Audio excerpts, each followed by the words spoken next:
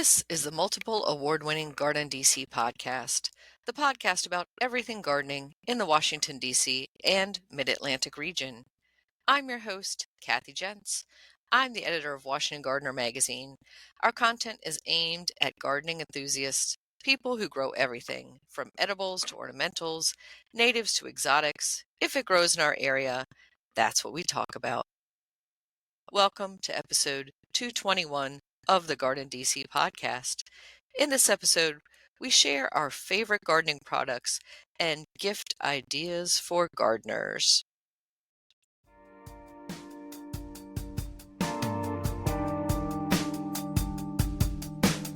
Holiday season is here, and I bet you have a gardener on your gift list. So we've updated our annual holiday gifts for gardeners, top gardening gifts, 21 plus cool gardening gift ideas posts that we do on our blog every year.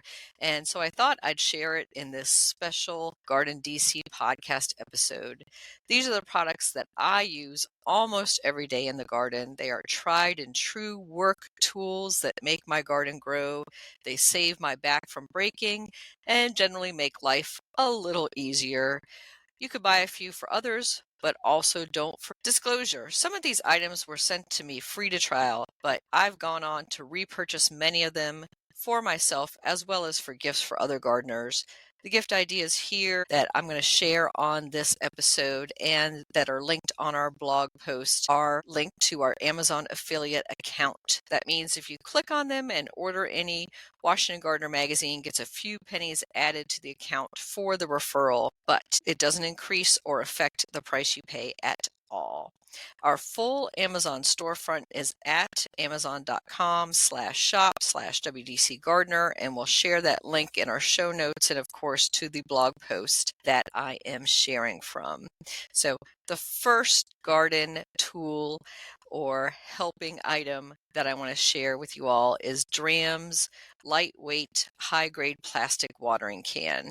And so Dram is with two M's, DRAMM. And Dram makes a wonderful watering can line. There are various sizes, shapes, and purposes to them. They last a long time in the garden, including a lot of abuse that I put them through. I am not kind to my watering cans. I generally tend to throw them into the corner when I'm done with them just because I'm lazy or running in to catch a call or a Zoom meeting. So on Amazon, you could go to the Dram store and check out their various sizes. I like the 5-liter, it's called. They come in really nice different colors of the rainbow. Green, I think, is the most popular, but of course, I love berry, which is pretty much a straight purple color because that's my favorite color. Also because, as I've just said, I tend to throw things around the garden and I want a tool or any task item I'm using in the garden to stand out against the green background. So I normally would choose a red, a purple, a yellow item if it comes in different colors. So they are made in the USA, which makes them almost a local thing to purchase, and you're supporting an American company when you're purchasing them.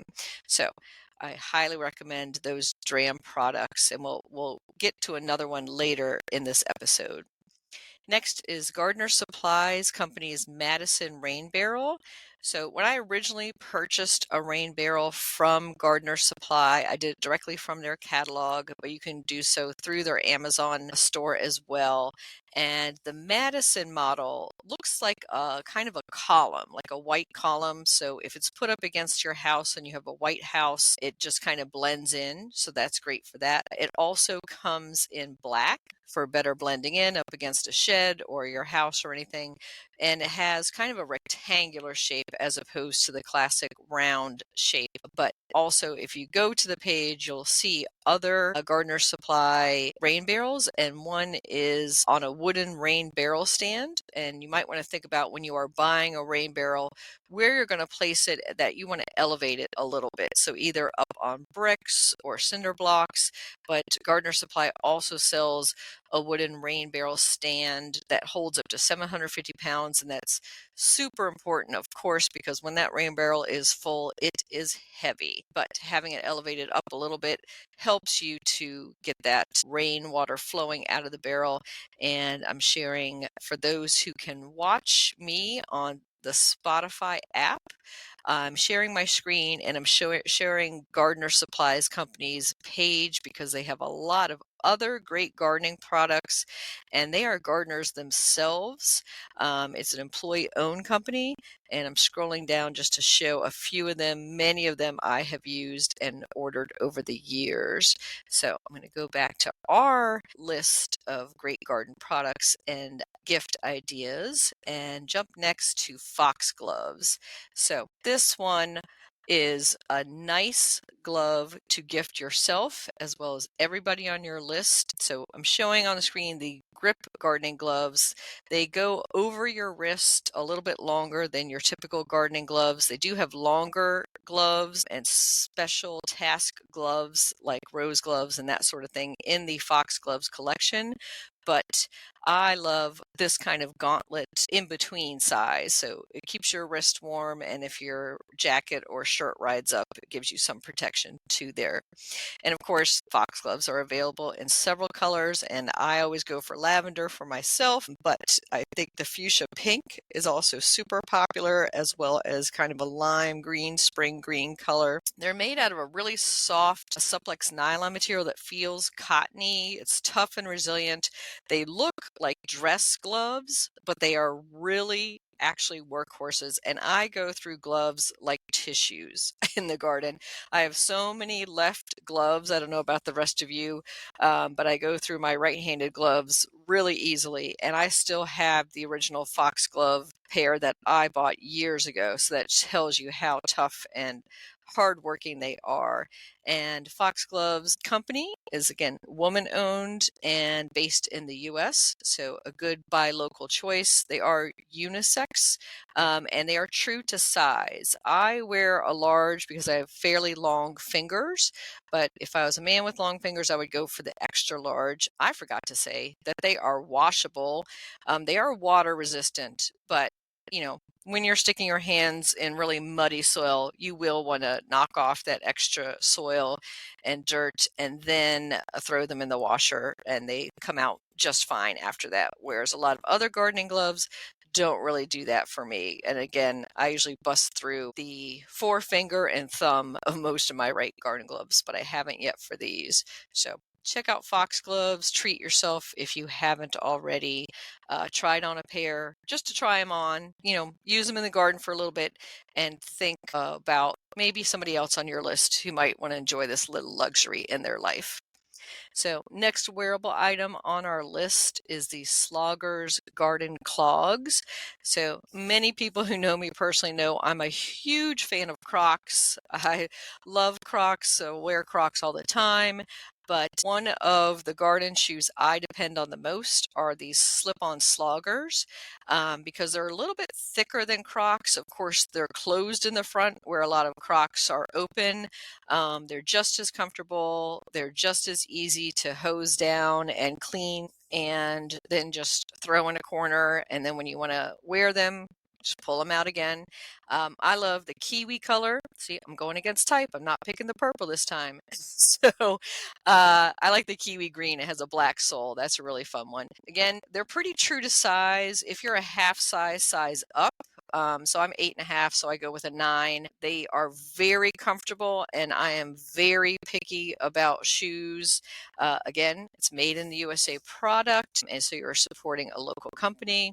And you can also trim the inserts that go inside. You can also replace those inserts when they get worn out. But they're a little bit stiffer material. They come in a lot more different patterns than Crocs do. So, and they're, of course, more durable sole. If you've worn a lot of Crocs as I have, you'll know that the soles on them wear through the first thing before anything else. So These I've worn for at least a decade or so in the garden and still have my original pair of sluggers. So check those out. And our next wearable gift item for gardeners is the Scala Woman's Medium Brim Cotton Hat. So this is great for when you're working out in the sun, for sun protection, to keep your hair back and out of your eyes. Again, comes in an array of colors, and I have the crimson rose. I wear that one a lot. I also have a white one because I like to live dangerously out in the garden.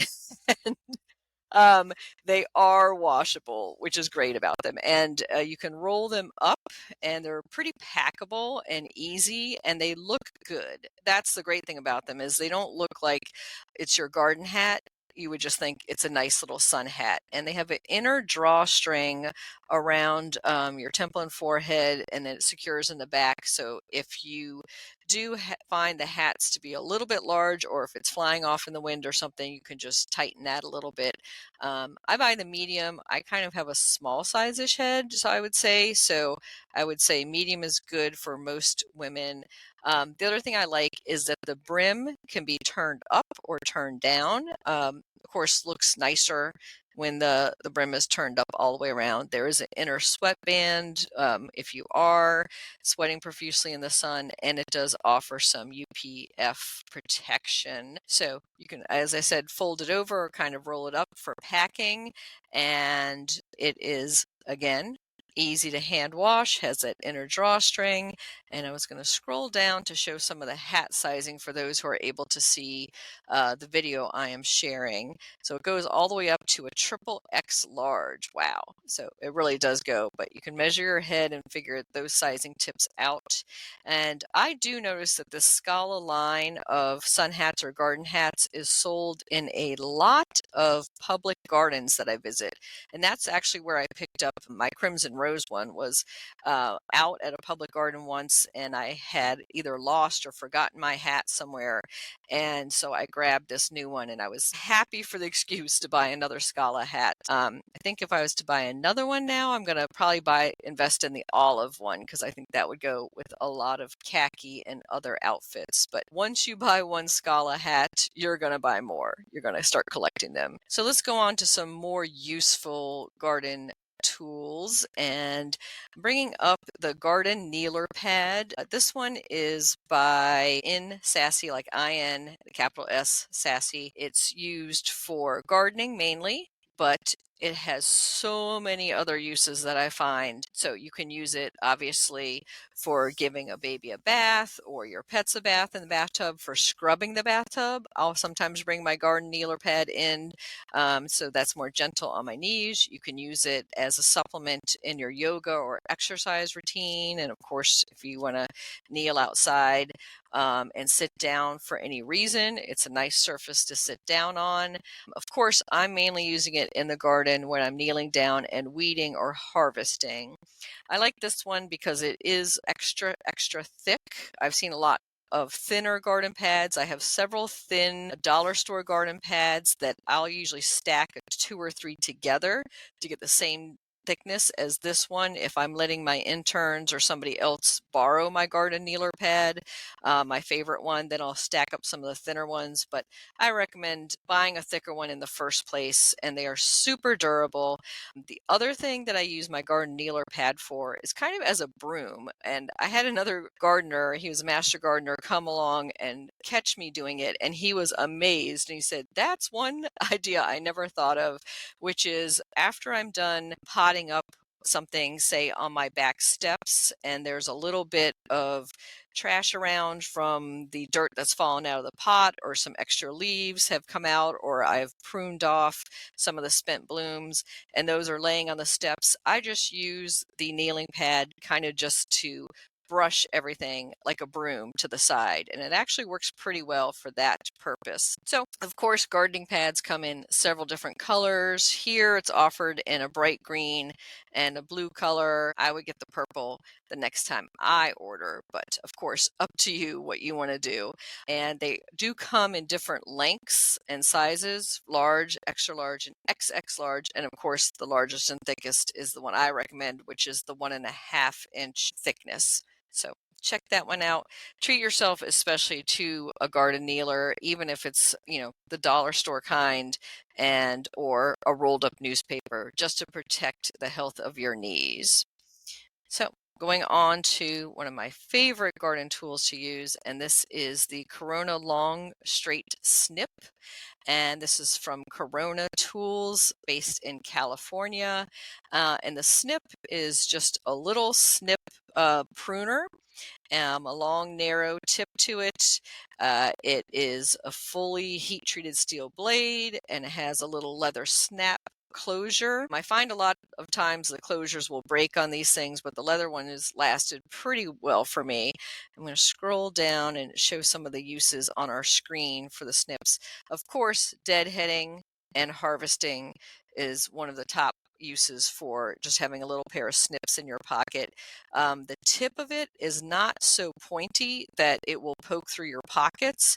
And as somebody who just runs out into the garden and shoves things into my dress pockets or other things, I'm grateful for that because I've ruined more than one pocket in a garment by sticking pruners or sharper shears in there. So these are great for that. The snips are also good, of course, when you're going around your garden foraging for blooms and foliage to make flower arrangements. So these are the ones I use most for my floral arranging and display classes. I'll usually have several pairs of these snips to hand out for people to use and share. And Corona snips come in a couple different models. There's a straight snip, the long straight snip.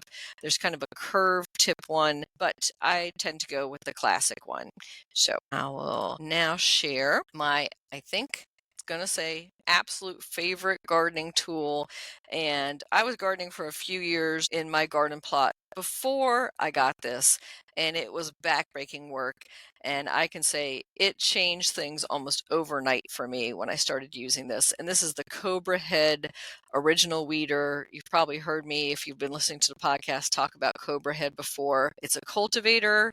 It's forged steel blade. The handle is made out of recycled plastic. It's ergonomically designed for digging. You can use it for edging. You can use it as on its side as a kind of dig hoe. I love the long-handled Cobra Head, especially for digging and making rows in my vegetable garden. It is designed by gardeners, and they are based in Wisconsin, and I am friends with the owner of the company, so I'm happy to share that. It is crafted with care in Cambridge, Wisconsin, and gardeners love this tool because the curved head plows through any soil, does quick work in our clay soil. I use it also to spread.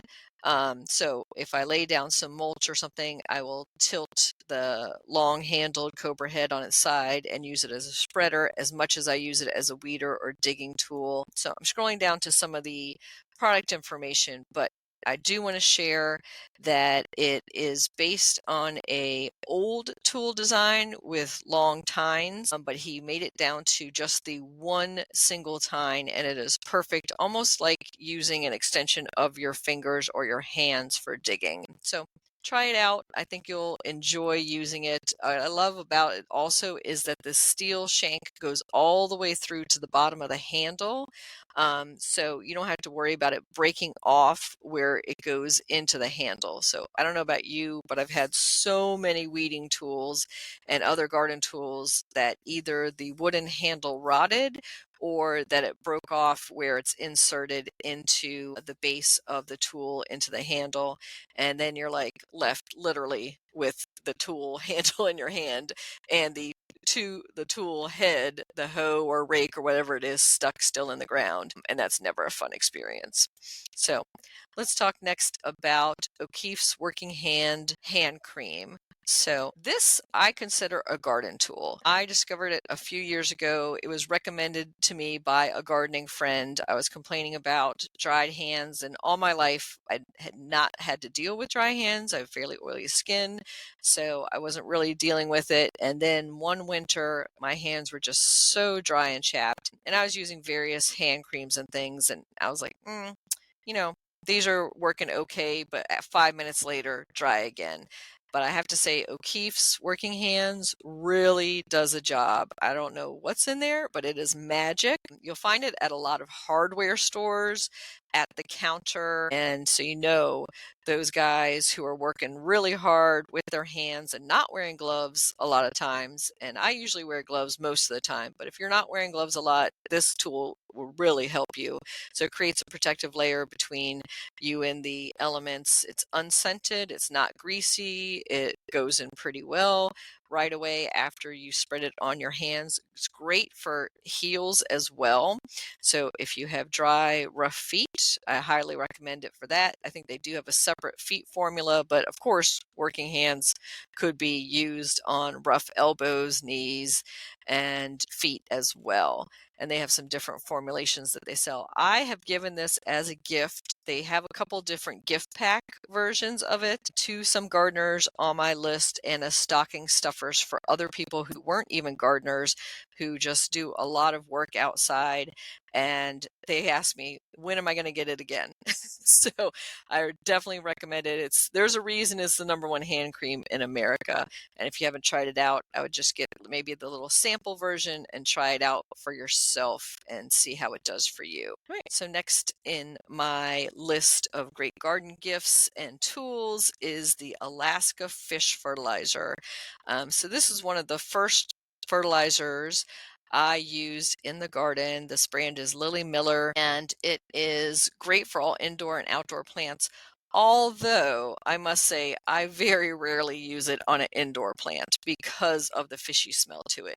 And a little bit goes a long way. My 1 quart bottle has lasted for years. It's a very weak formula, 511, but it's 100% organic. It stimulates microorganisms in the soil, doesn't burn the plants, so you can use a little bit at a time every time you're watering. It is organic and OMRI listed.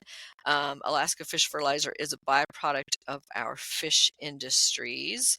And so you're using basically the same as if you were way back in the day burying a fish head in the ground when you're planting your seeds. That's kind of the same theory behind Alaska Fish Fertilizer. I use it mainly on my fruit producing vegetable plants. So that would be tomatoes, peppers, eggplant, those sorts of things. I tend not to use it on leafy greens. I tend not to use it again on indoor plants because of the scent, but it dissipates very quickly. So if you wanted to use it on indoor plants, you could. And one of the things I highly recommend is when you do get the bottle and you first open it to use it, before you break the seal, shake it up really, really well, invert it upside down because a lot of the slurry tends to go to the bottom. So make sure you really shake it up every time. Don't splash it on yourself. You will regret that. And you just need a couple tablespoons per gallon of water when you're watering. And of course, you're watering around the soil root zone of the plant. You are not watering the plant's foliage. And you can do that every 2 to 3 weeks throughout the summer. I would also do that, say, on my flowering annuals to give them a little boost as well. And just a good all-around fertilizer. So one that I think, if you need it, it's there. And if you don't, you haven't spent too much money on it. All right, so next on my list of great garden tools is the Garden Fabric Plant Cover, also called row cover, crop cover, frost blanket, frost cloth. We have so many names for the same thing. Floating row cover is one of the, I guess, best known ways to phrase it. It's ultralight and resists exposure to the environment. It doesn't break down, takes several years of abuse in the garden. And again, I am a gardener who's tough on my tools and equipment. So if it survives several years for me, it'll survive several years for you. At the end of the season, you could just roll it up or fold it back and then put it out again if you want to use it as a frost cloth. I tend to use floating row covers all year round in the garden. First in the wintertime, of course, to give a little bit of insulation to the plants. And I sometimes will double it over. So if it's a lighter weight frost blanket, like a summer weight one, I'll double it over. And I use it in the spring to keep out the bunnies from eating some of those little seedlings that are popping up of the peas. And then when the beans come up, I use it almost all season long for my brassicas to keep the white moss out of it and to keep also other bugs out of my tender crops. So it's really great, again, to keep bad things out, keep good things in. It does allow sunlight through. It also allows water through. It protects from wind as well as frost, and it's a non-woven gardening fabric. So that means when it does get a tear in it, or you puncture it, say with a staple, a landscape staple to pin it to the ground, it doesn't tear as would, say, a cotton sheet would just tear in straight lines, because it's non-woven. It's kind of all knitted together, and you don't have to worry about coming back to the garden to find things just shredded in the wind. And it does provide some UV protection to the plants. So if you were, say, in a climate that is super hot with beating down sun, you could use that to provide as a shade cloth as well. And as I said before, I double it over sometimes for frost protection.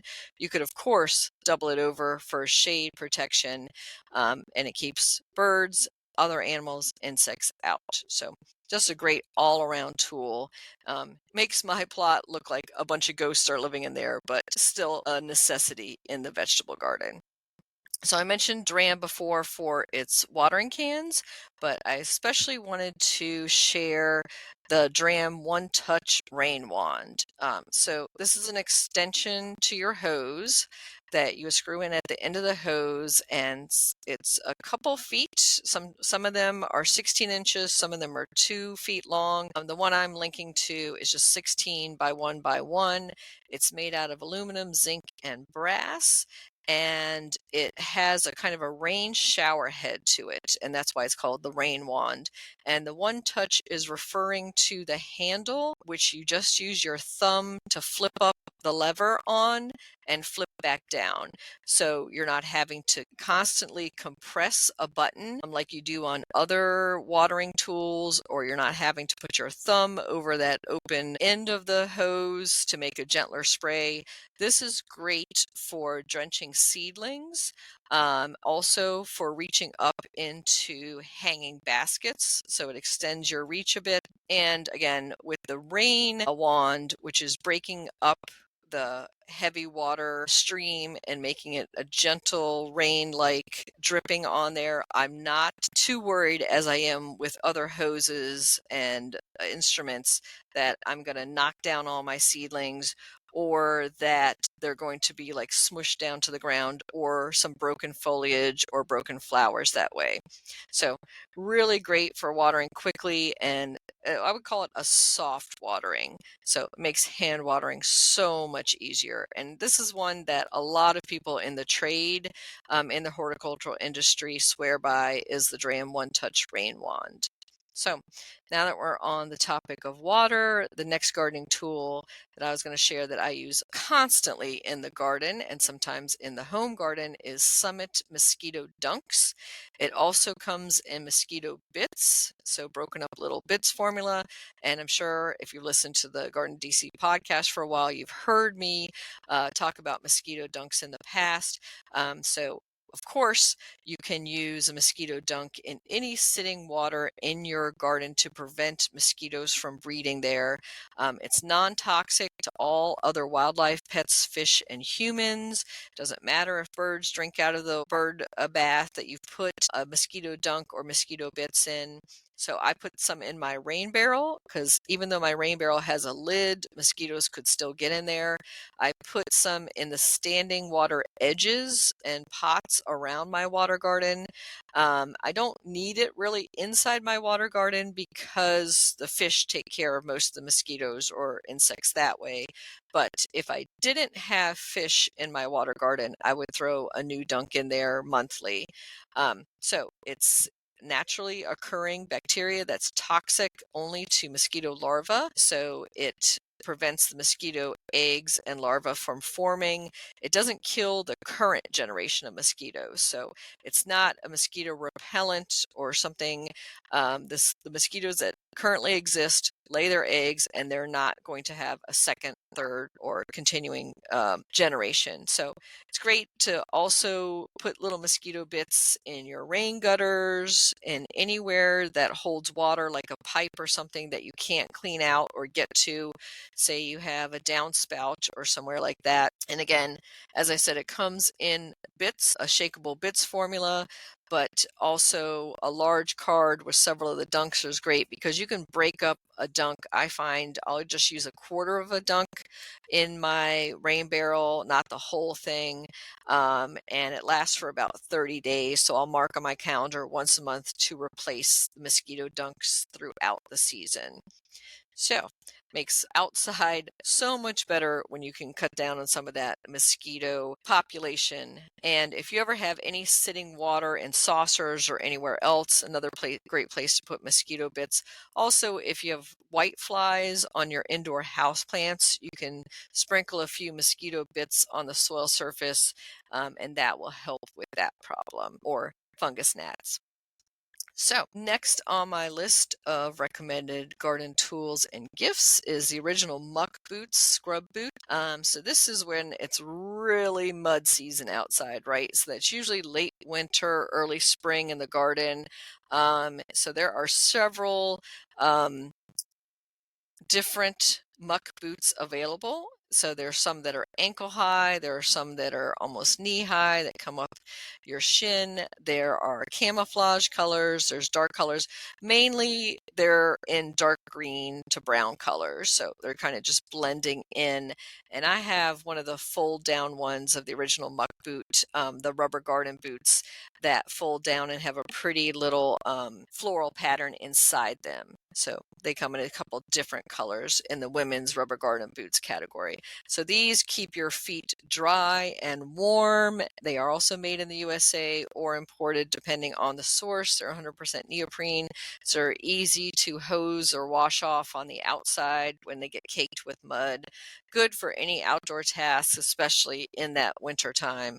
But even in the heat, I have a lot of friends who still wear them in the summertime because it wicks away the humidity and perspiration and allows some airflow. So if you haven't tried on a pair of original muck boots, maybe give them a try and see how they do for you. And they do have a little tab on the back of the heel, which makes them easy to pull on and off. Sometimes with a lot of garden boots, I find, or rain boots, you have to sit down and pull them off, and that could be, a little bit of a struggle. But the muck boots really do a great job with that, and good, easy fit, and pretty true to size. So next on our garden gift list are copper plate metal plant labels. So these are on little metal stakes, and the actual metal plant label is copper. And you can use them all throughout your garden for gardening plant labels. They are weatherproof, they're long lasting, they're attractive, really nice if you're giving a gift plant to write a label and stick it in there.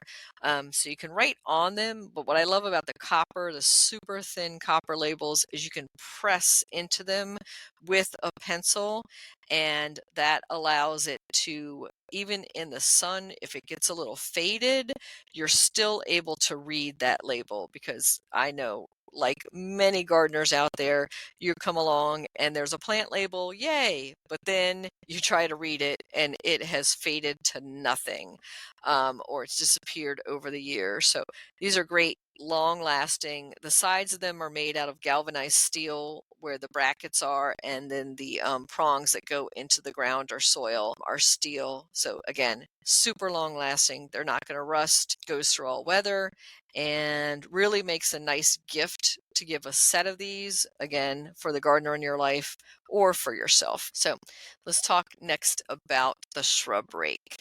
So I haven't listed a bunch of other rakes on here, but I really like the Ames poly shrub rake with steel handle, again, because it's not as breakable as some of the others, and it's a thin little narrow rake, and it gets really under shrubs and areas that are hard to access. So if you have a bunch of debris stuck inside an evergreen, or to the back behind a fence or in a narrow area. I think the rake head is, I was going to say about 6 inches wide. Here it says it's 8 inches wide, and it does have a cushioned grip at the tip, makes it really easy to use, vinyl steel coated. Probably you, like me, and many other gardeners, we have what's called a wardrobe of rakes, right? So we have a wide head rake for raking leaves or debris up or moving mulch around the garden. We might have a steel head rake for the vegetable garden. And I also recommend adding to that wardrobe one of these thin, smaller rake heads to extend your grip. And I find I'm using it all the time to pull things out. Say a plastic bag has gone up into a shrub or tree. This helps me reach up there without having to get onto a ladder. So really helpful to use that one. All right, so next is the Hori Hori knife. So Hori, Japanese garden knife. This was given to me as a gift from another gardener, and I've heard so many other gardeners, both amateurs and professionals, swear by their Hori Hori knives.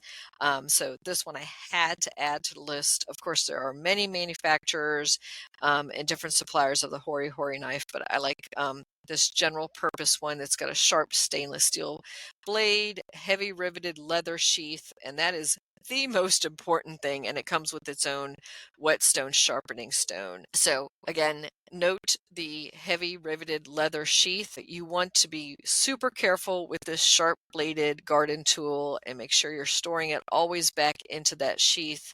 It is great for weeding, great for prying apart plants when you're dividing them. Say you have a big thick clump of hosta or irises or other really tight rooted plants, could be a bunch of bulbs you're looking to divide. Great for that, great for weeding. Of course, you can use it beyond the garden. They list camping and hunting as some of the other uses for the Japanese Hori Hori knife, but I would just say it's one of your mainstay tools, similar in use to a garden trowel, of course, but much sharper and much more efficient for digging, and heavy duty wet clay soil is nothing standing up to the Hori Hori knife. So you can buy models that have a serrated edge on one side and a straight edge on the other, and that can help in various different tools. Usually the blade is about 6 inches long. Some of the models have markings so you can see how deep you're digging your bulbs and other plants. So that's a great thing to have out in the garden as well for a multi-purpose tool. So, and speaking of multi-purpose tools, next is the bypass pruner, and that's from Corona Tools. And that is in the same line as the snips I talked about earlier. So these are the classic bypass hand pruners, multi-purpose use, mainly for pruning small shrubs and trees, and has a cushioned handle for reduced fatigue. You're going to want to try out, I think, a few different bypass pruners to see what's most comfortable for your hand weight and strength.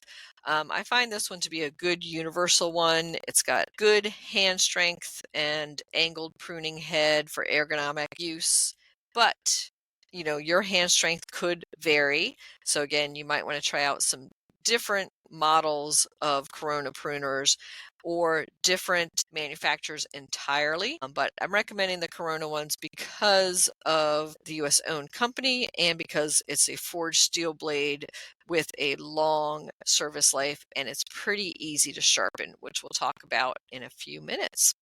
So next on my list is something that I have discovered over the past few years, and when I give my deer and garden mammal talk to groups, I talk about the systemic animal repellent tablets as one of the newer things on the market that we can use against deer. And so this one is from the Repellex brand. So I'll say that name again. It is systemic animal repellent. So it repels not just deer, but any mammal that will want to chomp on your herbaceous plants. So rabbits, woodchucks, groundhogs, dogs that are being naughty in the garden. So what's great about it is it has a super bitter substance in it and a capsicum that's embedded in the tablets. You push the tablets down at the root level of the plant, and it's absorbed into the plant roots and goes into the system of the leaves and branches. So it has to be usually a herbaceous plant that would take this up, herbaceous meaning not woody. So I would say hostas, daylilies, iris, great for this usage, and it is going to need 1 tablet per plant, basically. So it has to be at each plant's root zone. That does make it a bit expensive. So when you are investing in this, you'll notice that it's almost sometimes $1 a tablet. So you might want to do a group order to get a bulk supply of it. And it lasts up to 1 year, which is great. So you just do it at the beginning of the season as the plants are emerging from the soil. So your perennials, your herbaceous plants, and then you don't have to worry about respraying. You don't have to worry about rain washing off the spray. Nothing else is absorbed right into the plant itself. But you do need to reapply, put a new tablet each growing season. So when that hosta dies back in the fall, when it reemerges the next year, it's not going to have the systemic in it unless you reapply it. I will say several warnings.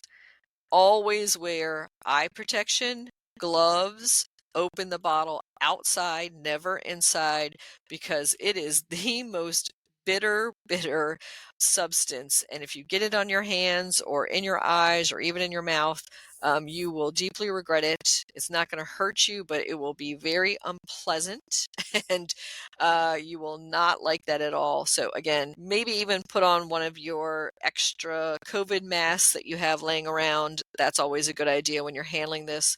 And when you open the bottle, maybe not on a windy day. So again, this is a systemic repellent. It's really durable. Some of the tablets could be broken or crumbly, but just, stick in the other parts of it. And what I recommend is doing just your prize plants or those on the outer perimeter. So the hostas, that would be the ones your deer would first encounter, do that outside edge.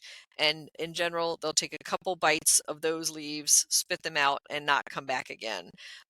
So that is a great way to save some money and just be selective in your use of the systemic animal repellent tablets. So we talked about Corona's snips and the hand pruners.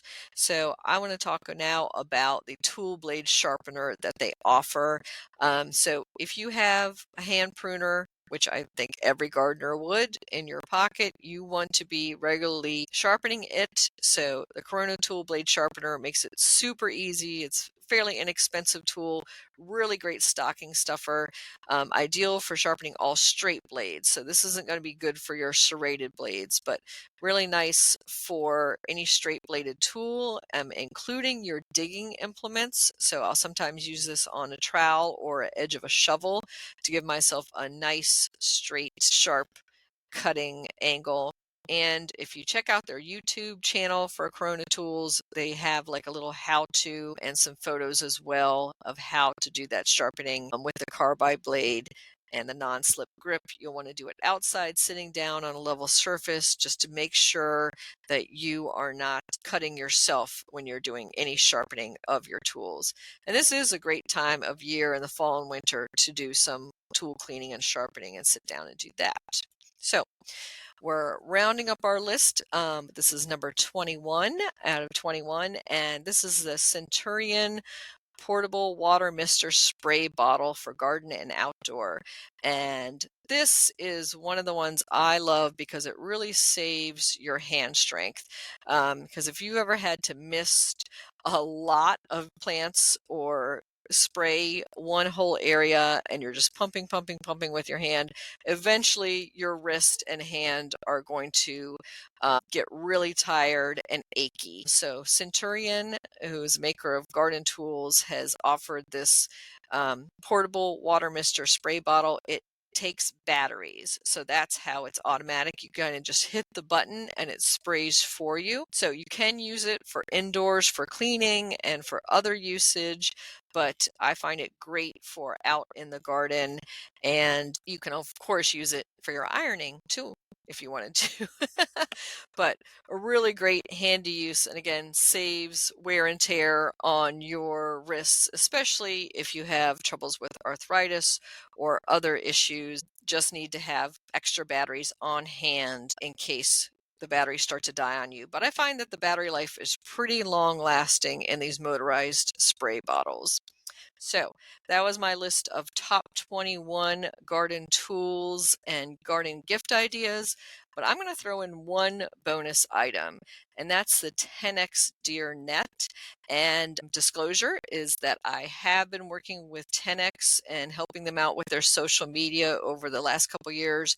But I wanted to point out 10X Multi-Purpose Net is great for keeping out many animals from your garden. 10X is made in the USA here in Baltimore, and they also have a factory down south. So they are making this extruded multi-purpose netting that is kind of a black weave. They have several different models of netting that are available on the market, but I find this multi-purpose one great to keep especially rabbits out of my vegetable garden, and also to supplement the fencing around areas in my garden where I want to keep deer out of. So check out that, and that's TENAX, and you can see a lot of their line offered on Amazon as well as to local hardware stores and supply places. So if you need even more ideas than what I shared with you today in this episode, you can go to the beginner garden basics list of gardening ideas. It's available on Amazon. I'll share that link with you in our show notes. I also have a Amazon shop list of great gardening books, and that includes over 75 garden books that we have reviewed in Washington Gardener magazine. And so I've placed them on our great gardening books list in our Amazon shop. And again, I'll have a direct link to that in our show notes. And again, our Amazon storefront is amazon.com/shop/WDC Gardener. I've even created a gifts for garden cats gardening wish list, and that is at the catsandgardens.blogspot.com, my fun blog all about cats and gardening. And then I'm going to give that disclosure again. So if you click on any of these links, when you're ordering anything from Amazon, it puts a few pennies in the Washington Gardener magazine bank account. Thank you for anything you can direct our way. We're participants in the Amazon Services Associates Program, an affiliate advertising program designed to provide a means for sites to earn advertising fees for advertising and links to Amazon. And of course, I'm also going to say you don't have to buy from my Amazon store or links. All of these products are very easily obtainable from your local independent garden center, from your local hardware store, from other online catalogs. But I hope I gave you a few new ideas for gardening gifts and to gift yourself. Happy gardening.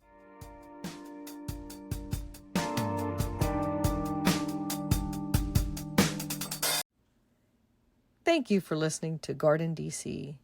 You can become a listener supporter for as little as 99 cents a month by going to the supporter link in our show notes, or directly to podcasters.spotify.com/pod/show/gardendc/support.